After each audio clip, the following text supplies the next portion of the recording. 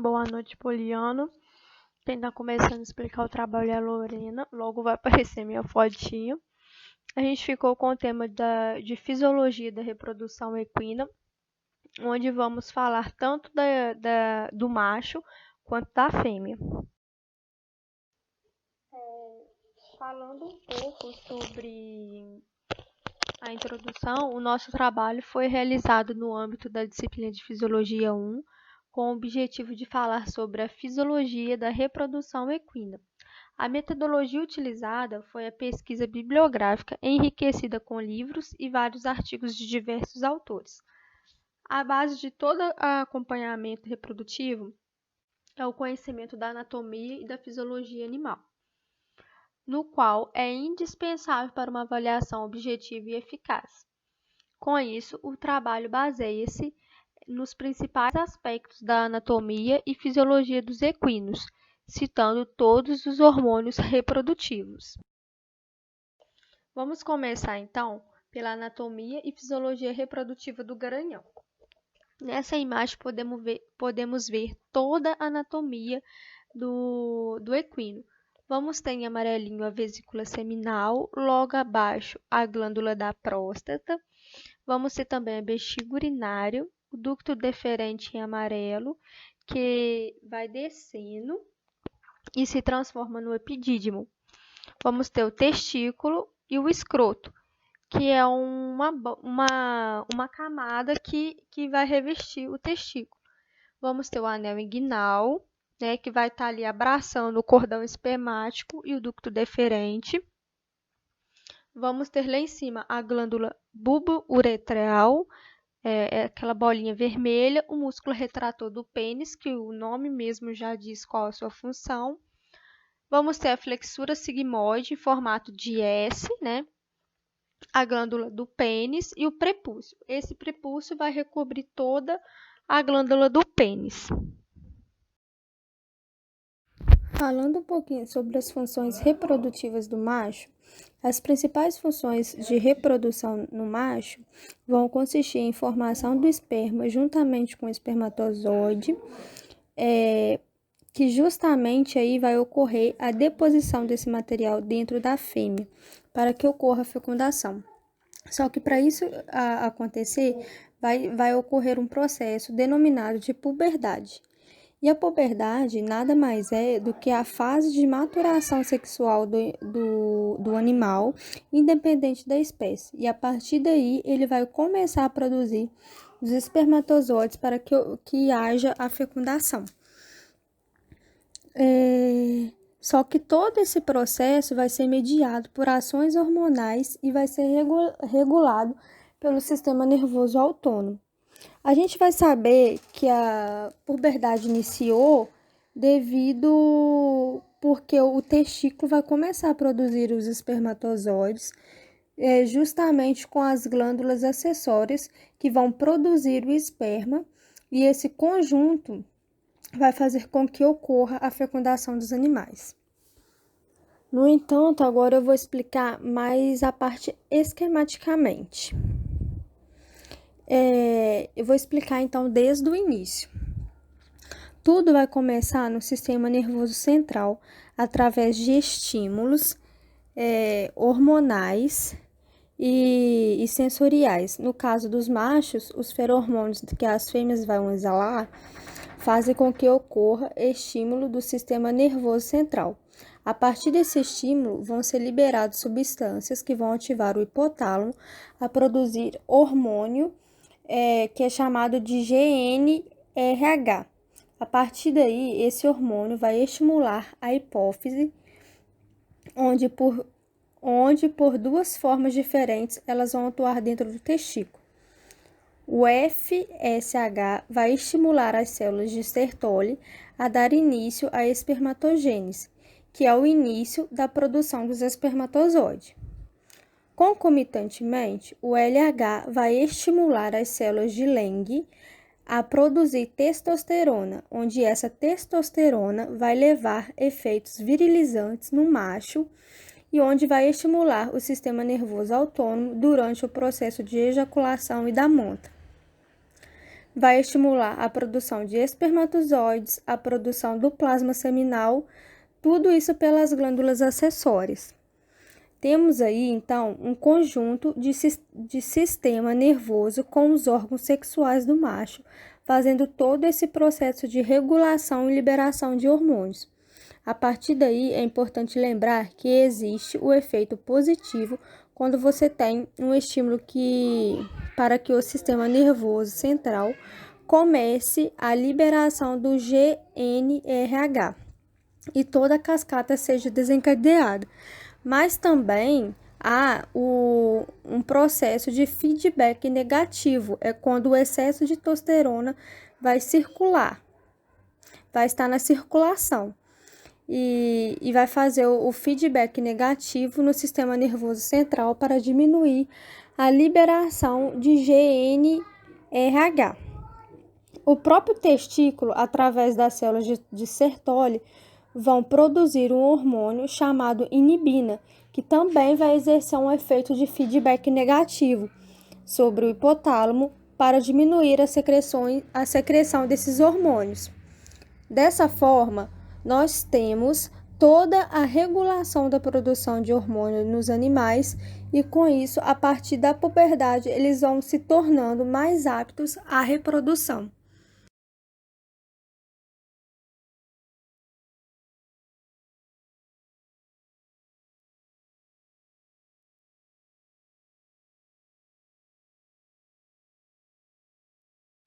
O testículo e as estruturas associadas.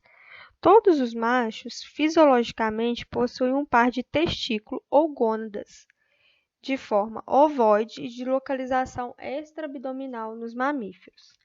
Só que existem algumas alterações que não são fisiológicas, onde pode existir o criptoquirdismo, onde vai ter a ausência da descida do testículo para o escroto, como também o monoquirdismo, que quando apenas um testículo vai descer para o escroto. Fisiologicamente, os testículos em todas as espécies vão variar de tamanho e de localização e de forma. Eles também são responsáveis pela produção dos hormônios sexuais do macho e também pela produção dos espermatozoides. São compostos pelos tubos seminíferos, pelo epidídimo, canal deferente e pelo escroto. O escroto é aquela camada externa que vai revestir o testículo. O testículo ele deve estar de 1 a 2 graus Celsius a menos que a temperatura do corpo. Em dias mais quentes, normalmente ele vai relaxar e em dias mais frios ele vai contrair, fazendo com que os testículos fiquem mais próximos do corpo do animal para que ele possa se aquecer. Tanto em altas quanto em baixas temperaturas, vão alterar a produção não só dos hormônios, mas também da produção dos espermatozoides. O parênquima testicular. No parênquima testicular, a gente vai falar sobre os túbulos seminíferos. Eles vão ocupar a maior parte do testículo. Eles são compostos por células espermatogênicas, entremeadas por células de suporte, que são as células de Sertoli. Então, para que as espermatogônias possam exercer sua função, normalmente elas vão ter uma célula de sustentação que, como eu falei, é as células de Sertoli. Por parte dos túbulos seminíferos, vão ter a produção de espermatozoide e a estrutura de um testículo, eles vão ser divididos por septos e esses septos se comunicam por uma rede onde desembocam no epidídimo. Dentro de cada desses túbulos são gerados vários espermatozoides a partir das células espermatogônicas e eles têm células de suporte que vão sustentar e nutrir ela dentro desses túbulos, que vão fazer com que ocorra a maturação dessas células e posteriormente a produção de espermatozoide. Ainda no parênquima testicular, vamos falar sobre o interstício. O interstício ele é um tecido conectivo frouxo, que é a túnica albugínea, e o parênquima testicular vai ser composto por esse interstício. Nesse interstício está presente vasos sanguíneos e linfáticos, nervos e células de Leng e suas células livres, que são responsáveis pelo mecanismo de defesa dentro do parênquima testicular. As células de Leng vão produzir a testosterona. Oi, Poliana, tudo bem? Aqui é Letícia.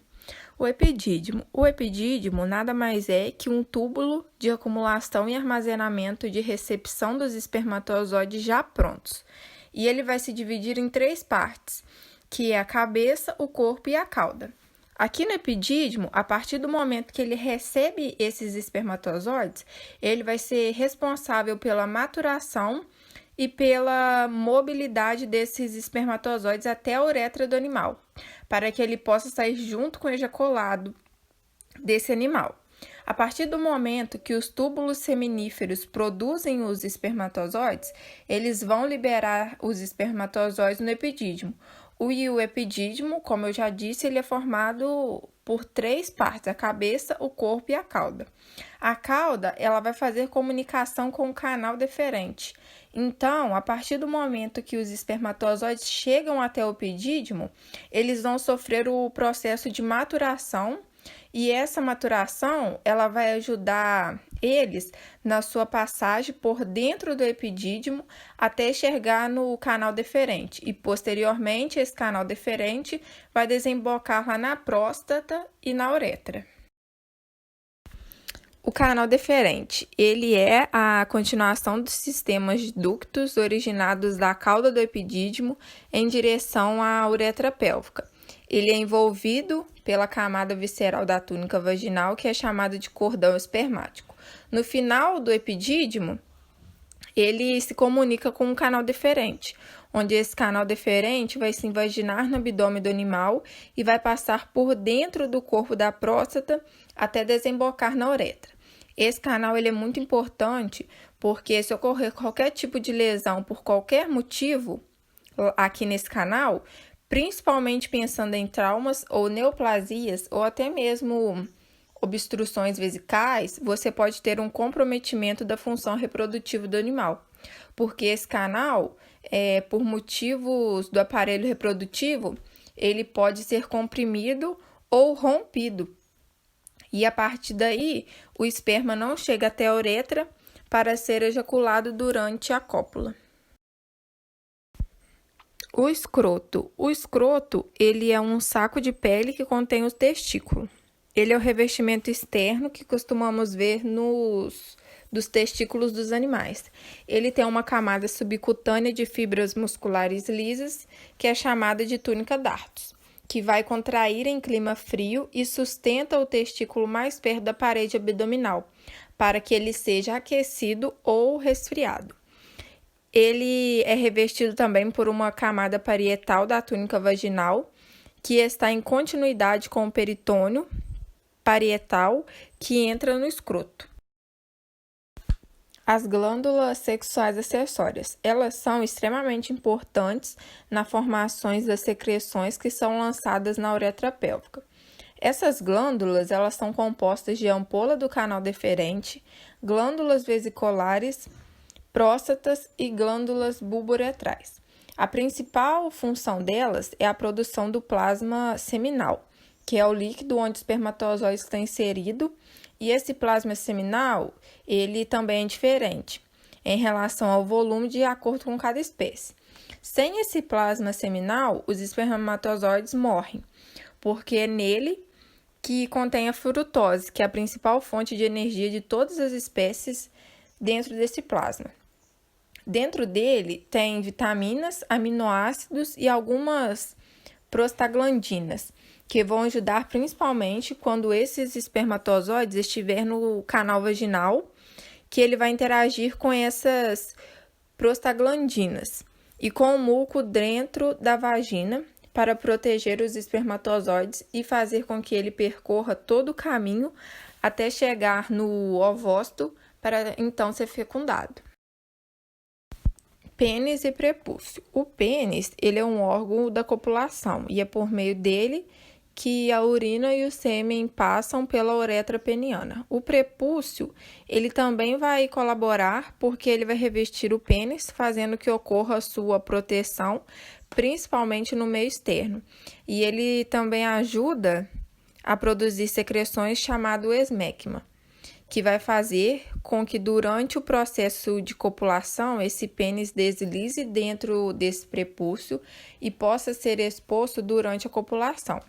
O pênis, ele é responsável pela ereção através de vários vasos sanguíneos e da musculatura presente. E ele é depósito do sêmen dentro da fêmea. O prepúcio também é uma dobra invaginada de pele que vai circundar a extremidade livre do pênis e vai fazer o deslizamento do pênis dentro dele para que não sofra agressões externas. A espermatogênese. A espermatogênese, ela é o processo responsável pela formação e maturação do gameta masculino, que é o espermatozoide. A espermatogênese, ela vai ocorrer dentro dos túbulos seminíferos e consiste na transformação e desenvolvimento de células germinativas, e ela está dividida em 3 fases. A primeira fase, ela vai ser designada como fase de proliferação ou espermatocitogênese, que consiste em todas as divisões mitóticas das espermatogônias. Existem várias gerações de espermatogônias e cada uma vai sofrer divisão mitótica, gerando um grande número de espermatogônias do tipo B. Algumas espermatogônias voltam a um estágio mais primitivo e promove, assim, uma contínua substituição ou renovação dos sistemas de células a partir de uma nova espermatogônia. A segunda fase da espermatogênese é denominada meiótica. Essa fase ela vai envolver os espermatócitos primários e secundários. Durante a fase meiótica, a diversidade genética é garantida pela replicação do DNA e pelo crossing over, produzindo espermátides haploides. A terceira fase da espermatogênese é a fase de diferenciação, denominada de espermiogênese. Durante a fase de diferenciação, não ocorre mais divisão celular, e a espermátide indiferenciada e arredondada passa por uma série de transformações que resulta na produção de uma célula altamente diferenciada, que é o espermatozoide, contendo uma cabeça, que é o material nuclear, um flagelo, incluindo a peça intermédia com hélice mitocondrial e uma peça principal. O estabelecimento da espermatogênese na maioria das espécies ocorre aleatoriamente em todo o testículo. Em análise histológica realizada em cavalos com menos de 2 anos de idade, pode-se observar o parênquima testicular mais claro no centro e o parênquima mais escuro na periferia. A uniformidade no parênquima testicular mais claro é associada com a realização da espermatogênese nos testículos desses cavalos, enquanto a parte mais escura no parênquima é associada com as mudanças na população das células testiculares. O tempo em que uma espermatogônia se torna um espermatozoide incorporado dentro do lúmen do túbulo seminífero é de 55 a 57 dias no garanhão. Esse processo de liberação de espermatozoides no lúmen do túbulo seminífero é chamado de espermiação. Em aproximadamente 9 dias ocorre o transporte dos espermatozoides através do sistema de ductos epididymários. Consequentemente, uma nova população de espermatozoides pode ser ejaculada após 64 a 66 dias aproximadamente. Oi, Poliana, tudo bem? Aqui é o Ítalo. Sazonalidade reprodutiva do garanhão. Os equinos apresentam sazonalidade reprodutiva, sendo denominados como reprodutores de dias longos, ou seja, a atividade reprodutiva está associada a dias de maior fotoperíodo. No caso do garanhão, apesar de existir alguma sazonalidade, a maior parte dos indivíduos não apresenta inatividade sexual. No entanto, de acordo com a época do ano, ocorrem alterações nas características seminais, hormonais e no comportamento sexual. Durante as estações de primavera e verão, verifica-se um aumento no tamanho e peso testicular, produção de espermatozoide, produção de fração gelatinosa das glândulas vesiculares, libido e concentração plasmática de LH, FSH, testosterona, E2, inibina e prolactina. O principal fator que controla a existência de sazonalidade reprodutiva é o fotoperíodo, sendo o seu efeito mediado pela melatonina. A melatonina é produzida durante a noite e, como tal, diminui nas fases de fotoperíodo crescente, correspondendo ao período de maior atividade reprodutiva no equino. A prolactina também influencia a atividade reprodutiva, sendo produzida pela pituitária, associada ao aumento de exposição à luz. Outros fatores, como a temperatura e a alimentação da pluviosidade, podem também influenciar a existência de sazonalidade reprodutiva. O tamanho e a atividade testicular atingem picos nos meses de maio, junho e julho, com valores mínimos registrados nos meses de novembro a janeiro.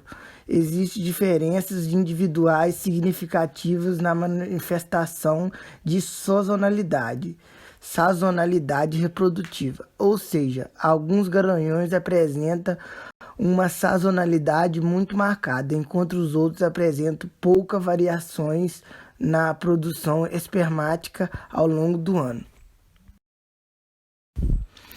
Nos garanhões, há uma modulação ou regulação da produção diária de espermatozoides, variando durante as estações. No entanto, os machos das espécies equinas continuam com a produção de espermatozoides no decorrer de todo o ano. O efeito sazonal na espermatogênese ocorre em função da degeneração celular durante a meiose e a modulação sazonal no número de espermatogônias do tipo A, e 2 vezes maior na estação de monta do que fora dela. Nos garanhões, as diferenças sazonais no número de espermatogônia são maiores que as diferenças sazonais na produção diária de espermatozoide. As diferenças sazonais na produção diária de espermatozoide em cavalos pode ser explicada por mudanças no número de espermatogônias presentes no parênquima testicular do garanhão. O GnRH é produzido pelo hipotálamo e liberado de modo pulsátil no sistema portal hipofisário. Atua na adeno-hipófise, estimulando a liberação pulsátil de LH e FSH. O LH atua nas células de Levig, induzindo a produção de testosterona. Tem uma liberação pulsátil e uma semivida de aproximadamente 30 minutos. O FSH atua sobre as células do Sertoli e células germinativas, induzindo a espermatogênese até a formação do espermatócito secundário. A testosterona é produzida nas células de Levig e estimula o crescimento e função dos órgãos genitais e das glândulas sexuais acessórias.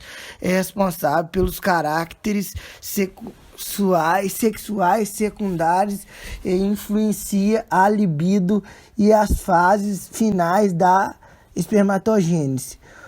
A testosterona atua de modo parênquimo e endócrino, sendo transportada na corrente sanguínea por uma globulina de ligação.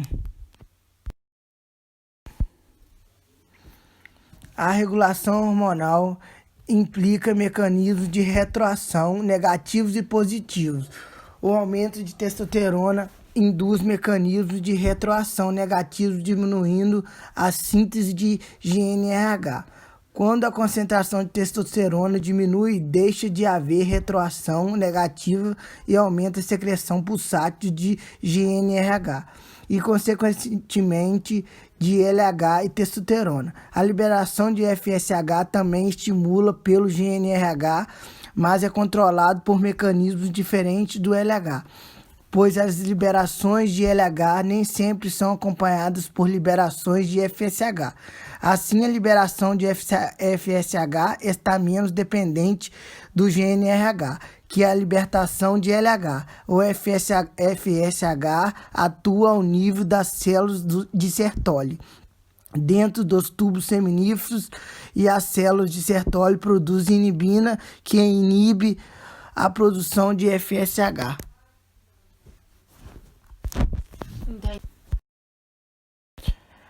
Aqui a gente mostra uma imagem, anatomia e fisiologia reprodutiva da égua. Mostra a vagina, cervix, artéria uterina, artéria útero-ovariana, ligamento uterino, tubo uterina, a fímbria, ovários, cornos uterinos direito e corpo do útero. O trato reprodutivo da égua pode dividir-se em duas partes: externa, constituída pelo períneo, vulva e vestíbulo, e interna, composta pela vagina, cérvix, útero, ovídutos e ovário. Períneo. O períneo estende-se da região da sínfise púbica até a base da cauda. A vulva é a terminação caudal do trato genital e representa a primeira barreira de proteção do trato reprodutivo feminino. O clitóris é composto pelo músculo retrator do clitóris, constritor vulvar e constritor vestibular, que atua na contração durante o estro, e pelas glândulas sebáceas clitorianas. Vestíbulo apresenta na porção mais cranial uma prega transversa vestíbulo vaginal, que constitui a segunda barreira anatômica de proteção do trato genital. Em éguas virgem, a prega prolonga-se em ambos os lados, formando ímen, que rodeia toda a prega vestibular vaginal e mantém-se imperfurado, ímen persistente. Vagina. Normalmente encontra-se colapso, a não ser quando da cobrição, parto e inseminação. O útero. Ele pode se dividir em três porções, que é a cérvix, na parte cranial da cavidade pélvica, é composta por tecido muscular e conjuntivo e constitui a terceira barreira anatômica do trato genital. O corpo, que se bifurca em dois cornos uterinos unidos pelo ligamento intercornual. Internamente, o útero é revestido por três camadas, que é o perimétrio, o miométrio e o endométrio. Oviduto. Divide-se em três partes. O istmo, que é a porção mais estreita que liga os cornos uterinos. A ampola, que é a porção intermédia, onde ocorre a fecundação e as fases iniciais do desenvolvimento embrionário. O infundíbulo é porção em forma de funil, que fica mais perto do ovário, e ele que capta os ovocitos quando a ovulação. Ovários. Possui uma superfície convexa, aderida ao mesovário, por onde se estabelece a irrigação e inervação. É uma superfície côncava livre, onde se situa a fossa da ovulação.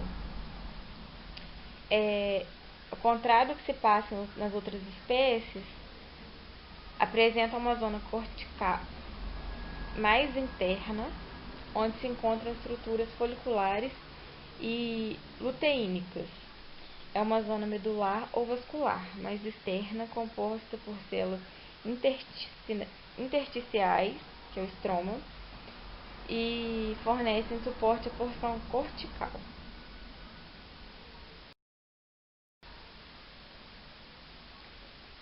Biologia reprodutiva, estudo do ciclo estral e do momento de ovulação.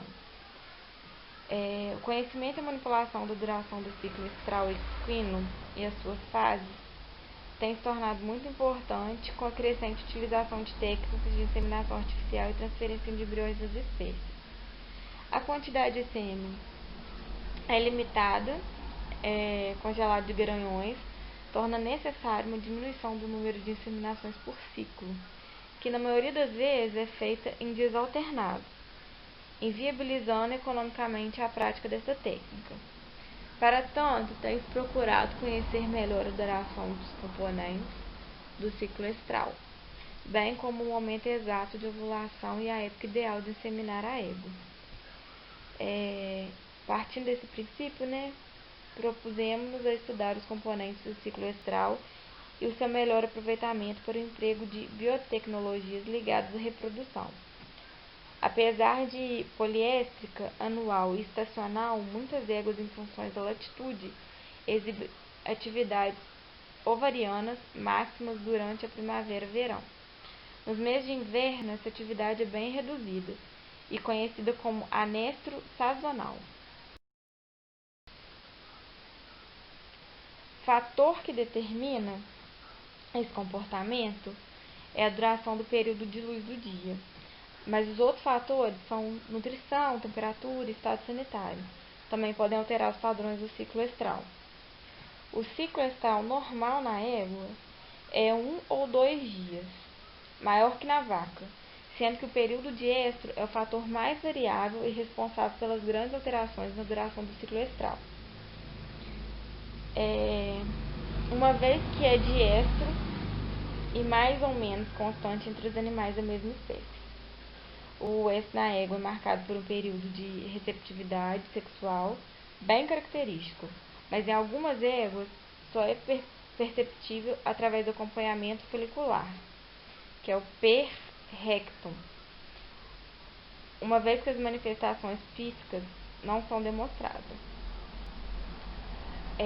Na égua, o padrão de desenvolvimento folicular é menos definido do que na vaca e pode determinar não só uma longa duração no período de estro, como também uma elevada incidência de ovulações múltiplas. A maioria das ovulações ocorre 24 a 48 horas antes do final do estro. Essa relação do momento de ovulação com o final do estro dificulta sua determinação exata e às vezes prejudica a utilização de programas que envolvam sincronização de cio. Por exemplo, no caso da utilização da inseminação artificial. Sazonalidade reprodutiva da égua. A sazonalidade reprodutiva na égua ela é correspondente às mudanças fisiológicas e morfológicas. Essas mudanças ocorrem de acordo com a mudança no período de horas de luz, que é o fotoperíodo, ao longo do ano. Os mecanismos que envolvem a sazonalidade reprodutiva da égua, eles estão relacionados à atividade de fotorreceptores de retina. São eles que captam as mudanças de luz diária e enviam informações à glândula pineal, que é a glândula que atua regulando a resposta hormonal necessária à atividade reprodutiva, através da produção de melatonina durante o período de escuridão. A síntese de melatonina na primavera, ela diminui por causa do aumento da duração das horas de luz, e no outono, com a diminuição das horas de luz, ela aumenta.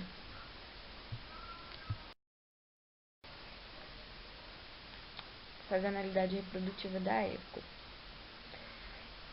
Durante o período de anestro, a égua ela não apresenta ovulação e nem manifesta cio por um período superior a 21 dias.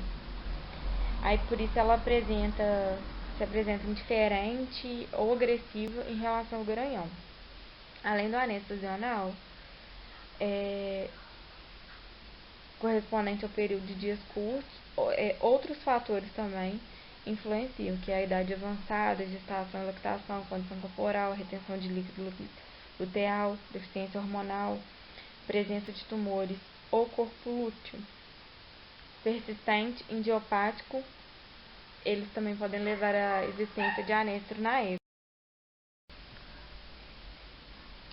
Transição de primavera, de inverno e primavera. Nessa transição ocorre um aumento na estimulação da atividade ovárica e começa a surgir folículos de maior tamanho. São os anovulatórios, ondas foliculares maiores e menores. A nível uterino, a resposta às mudanças hormonais começam a surgir pequenas variações a nível de textura. O aumento dos estrogênios induz o comportamento de cio, que se prolonga por vários dias. Esse período culmina com o aparecimento de uma onda maior ovulatória, como resultado do aumento de LH e estrogênios. Permite a diferenciação de um folículo dominante e ocorrendo posteriormente a ovulação. A chave para o início da ocorrência de ovulações é o reinício da produção de RNA mensageiro para a subunidade de LH. Transição invernal, outono e inverno. Essa fase é a fase menos marcada do que a transição de primavera. A diminuição das horas de luz induz o aumento da produção de melatonina e, consequentemente, menor produção de GNRH pelo hipotálamo. Nessa fase, também diminui as ondas maiores anovulatórias e um aumento de ondas menores, e os folículos resultantes começam a regredir gradualmente, tornando-se por vezes hemorrágicos, e até o final do inverno, a atividade folicular é mínima ou inexistente, ocorrendo apenas ondas foliculares menores.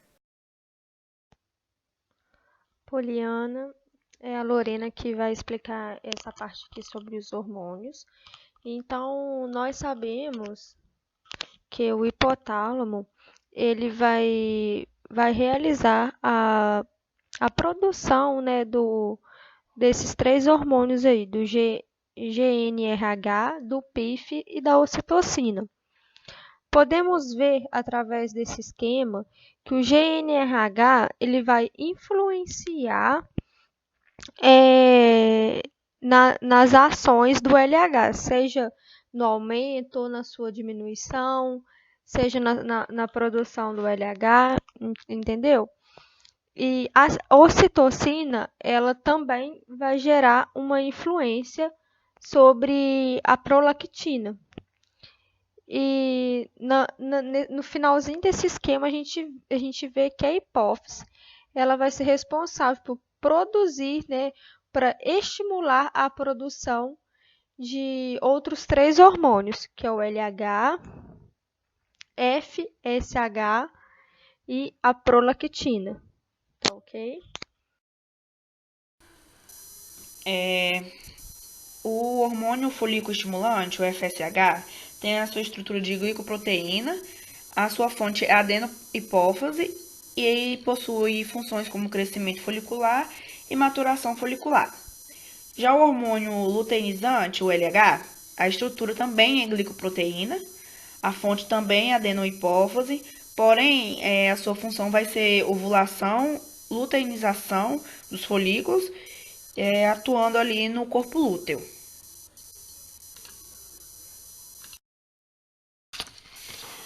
A prolactina, a estrutura da prolactina é uma proteína, a fonte é a adenohipófise e já a sua função é a lactação e o comportamento materno, né, desenvolvendo ali o comportamento da mãe. A ocitocina, que é uma proteína do hipotálamo, a sua fonte é no núcleo supraóptico e sua função é a contração do útero e ejeção do leite. A ocitocina, a sua fonte é no ovário e a função é luteínica.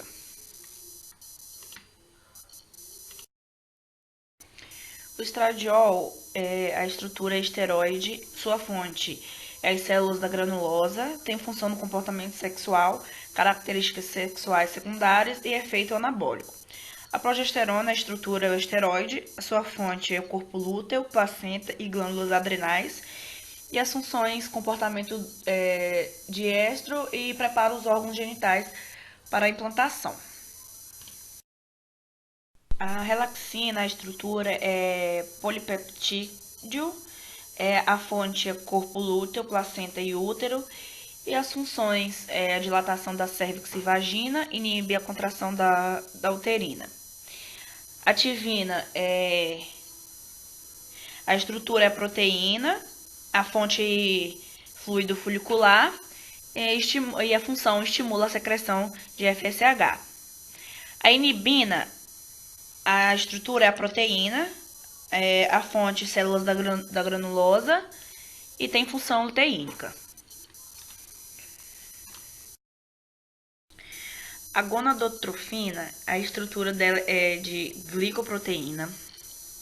Sua fonte é cálices endometriais e as funções, atividades de FSH e formação de corpo lúteo acessórios.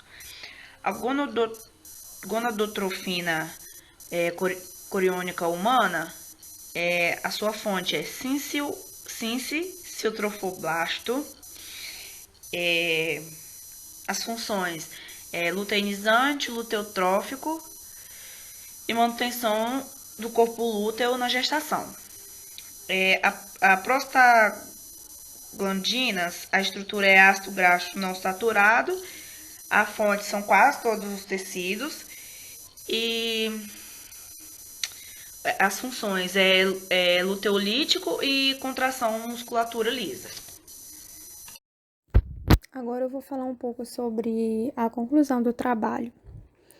Neste trabalho, abordamos o assunto sobre fisiologia da reprodução equina, no qual foi falado sobre os órgãos reprodutivos do macho e da fêmea, como suas funções e sobre os hormônios envolvidos e as funções destes hormônios, sendo de extrema importância na área de reprodução desses animais, e é através deste trabalho que nos permitiu aprender e aperfeiçoar um pouco mais sobre o tema do que foi abordado.